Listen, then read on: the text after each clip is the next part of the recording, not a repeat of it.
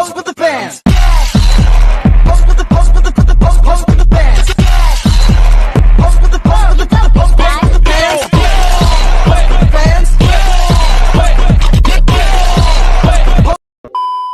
Halo semuanya, selamat datang kembali di video series pembahasan Cost of Capital Part 4.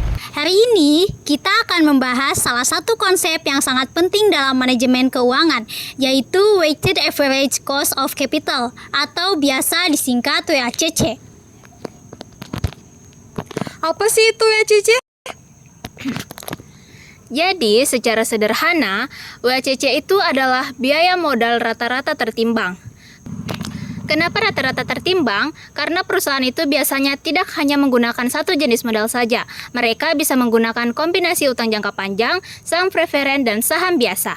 Nah, masing-masing sumber modal ini punya biaya yang berbeda. Utang misalnya lebih murah karena bunga bisa dikurangkan dari pajak. Saham preferen bisa lebih mahal karena tidak ada keuntungan pajak. Dan saham biasa biasanya paling mahal karena investor ekuitas menuntut tingkat pengembalian yang lebih tinggi sesuai risiko. Jadi, untuk menghitung WACC, kita ambil biaya dari masing-masing sumber modal, lalu dikalikan dengan bobot atau proporsinya.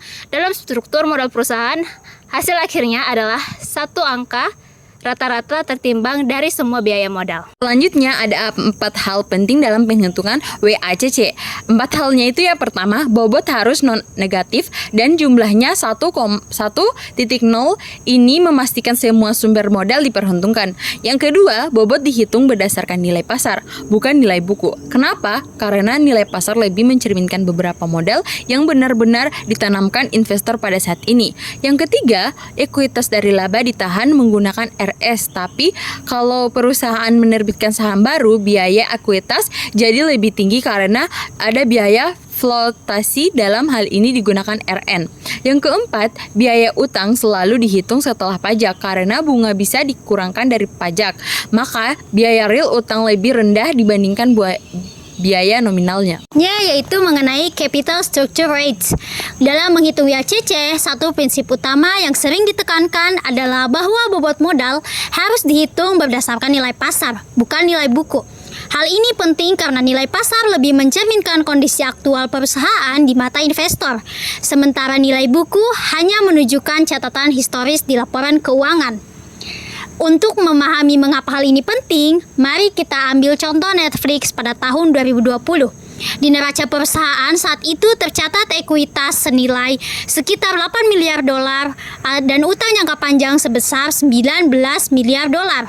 Dan jika kita melihat angka ini secara sekilas, komposisi struktur modal Netflix terlihat seolah-olah terdiri dari 30% ekuitas dan 70% utang. Namun, jika kita memperhatikan nilai pasar saham Netflix, situasinya sangat berbeda. Nilai pasar saham Netflix saat itu mencapai kurang lebih 193 miliar dolar, jauh lebih besar dibandingkan angka ekuitas yang tercatat di neraca. Artinya, kalau kita menghitung struktur modal berdasarkan nilai pasar, ternyata komposisinya adalah sekitar 91% ekuitas dan hanya 9% utang.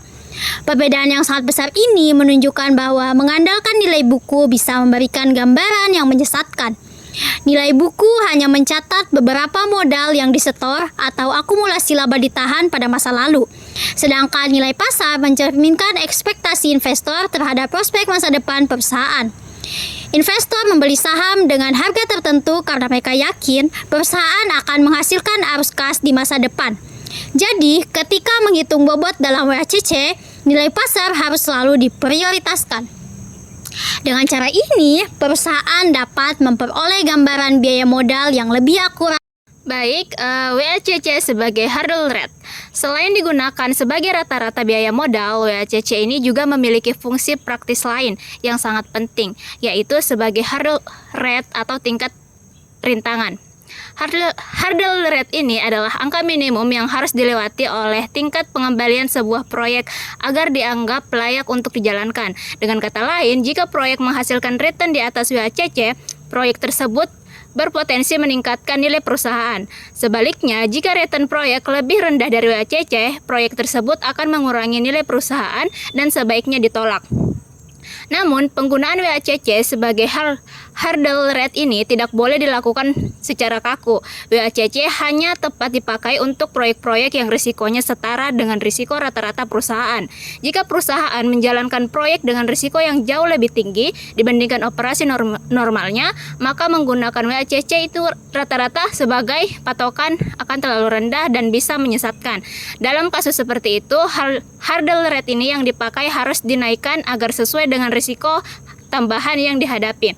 Sebaliknya, jika proyek yang dijalankan memiliki risiko yang lebih rendah daripada risiko rata-rata perusahaan, maka WACC perusahaan mungkin terlalu tinggi, sehingga hurdle rate ini bisa diturunkan agar penilaian investasi tetap adil.